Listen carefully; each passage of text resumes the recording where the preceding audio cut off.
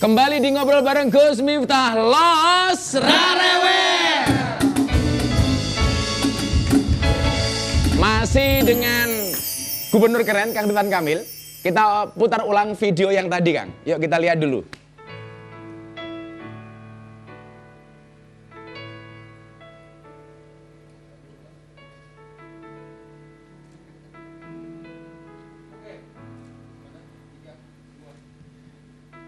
Juli lalu, itu kan Kang Emil benar-benar memutuskan untuk mengadopsi seorang anak. Namanya Arkana. Kenapa, Kang? Ya, dawuhan Rasul kan, barang siapa mengurusi anak yatim maka di surga mereka akan dekat denganku sedekat jari Dua jari ini ya. telunjuk dan jari tengahku. Nah, saya mengasuh satu anak yatim piatu. Saya mendoakan mudah-mudahan jadi kiai haji kayak Gus Miftah. Amin ya Allah. Kebetulan bayinya lucu.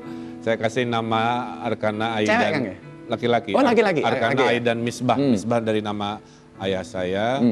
Dan karena memang anak saya dua, laki perempuan, udah pada gede, satu mahasiswa, satu SMA lah. Dan kita merasa mampu ya untuk mengurusi satu jiwa lah. Mudah-mudahan daripada kurang maksimal di panti asuhan, ya tentunya dengan kita dengan segala rezeki dari Allah, hidupnya insya Allah mungkin lebih baik dan lebih mulia. Dari sekian banyak, kenapa kok harus baby Arkana? Ada cerita lucu. Istri saya pengennya perempuan. Jadi waktu ke panti asuhan, istri saya datang ke zona yang bayi-bayi perempuan. Pas saya nemenin di belakang, tiba-tiba ada bayi kecil nongol, ngerangkak, wajahnya tuh gini-gini. Nah, kayak lagi joget kan. Kan konsentrasi saya kan terganggu. Lagi nemenin istri, ada bayi kepalanya gini-gini. Akhirnya singkat cerita, malah bayi itu yang dipilih. Gitu. Tadinya maunya cewek ya? Tadinya mau cewek. Ini ngomong soal nongol, Gus Miftah tuh punya anak kafe 10 tahun baru punya anak, Kang. Oh ya. Akhirnya anaknya dikasih nama Muhammad Aldiano. Lalu saya bilang, kalau Muhammad saya tahu artinya, kalau Aldiano saya nggak tahu. Oh bah, Aldiano itu singkatan aja kepanjangannya. Apa kepanjangannya Aldiano? Alhamdulillah dia nongol.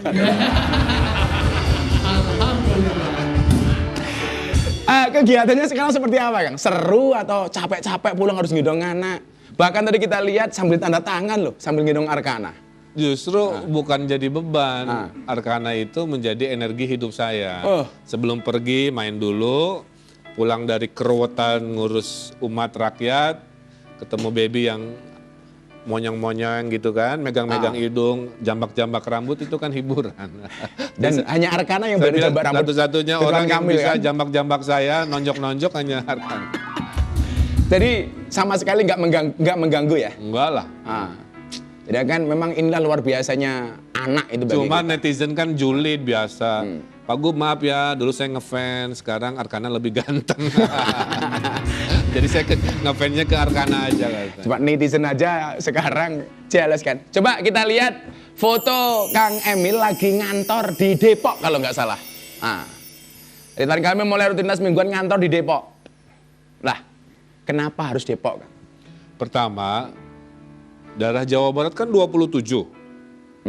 Bodebek itu hanya 5. Tapi 5 daerah nyumbangi 70% kasus se-Jawa Barat.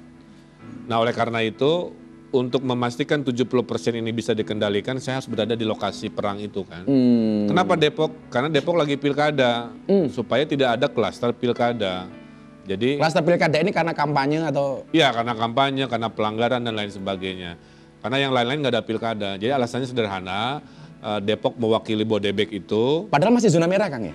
Sekarang sudah nggak, alhamdulillah. Setelah saya 2 mingguan ke sana udah. Nah, karena lagi pilkada itu di sana. Seminggu sekali aja, bisa sehari, bisa 2 hari. Mudah-mudahan sampai Desember vaksin datang, Bodebek bisa lebih terkendali dan berita baiknya lebih terkendali. Ini kan Bekasi, Bogor itu kayaknya juga tinggi. Kenapa nggak ngambil di sana, Kang? Karena masih ada kepala daerahnya. Oh, karena tadi kan Depok pilkada ya. Ya, nggak ada kepala daerah, yang ada pejabat sementara. Gitu.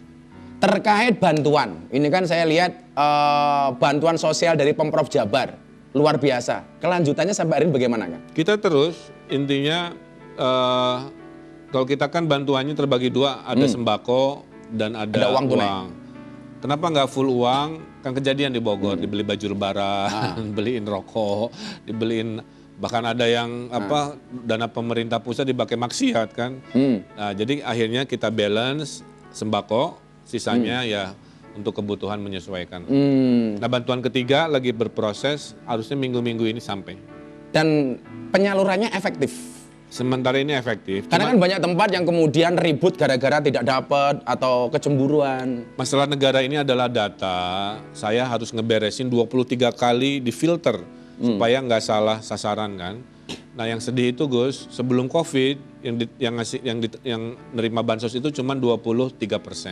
Sekarang naik 70%. Tambah? Iya, jadi bayangin dari 50 juta ya, negeri kayak segede Korea Selatan. Itu 3/4 orangnya tangannya di bawah, Gus. Ya Allah. Makanya selalu saya doakan, Ibu, mudah-mudahan saya doakan tangan di atas, bukan tangan di bawah. Mari kita mandiri, karena sebaik-baiknya manusia, manusia yang bermanfaat, mandiri, tangannya di atas. Itu kok bisa nambah datanya, ada kesalahan awal atau bagaimana, Kang? Memang datanya nggak diupdate dari pusatnya, jadi pas dicek, maaf ya, orang miskinnya udah punya rumah gedong gitu, dia udah pindah, dia udah meninggal, masih kecatat gitu. Makanya kemarin kita perbaiki dulu data, itu yang bikin lama.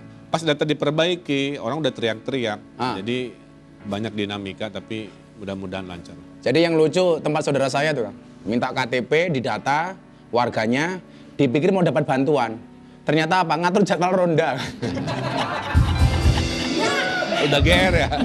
Udah GR, dipikir mau dapat duit. Ternyata jadwal ronda. Ini Kang, sosok lain seorang Kang Emil itu kan gubernur yang serba bisa. Salah satunya dalam segi masalah arsitektur. Bahkan karyanya sudah diakui oleh dunia. Seberapa besar karyanya? Kita lihat coba. Yang diakui oleh dunia seperti apa?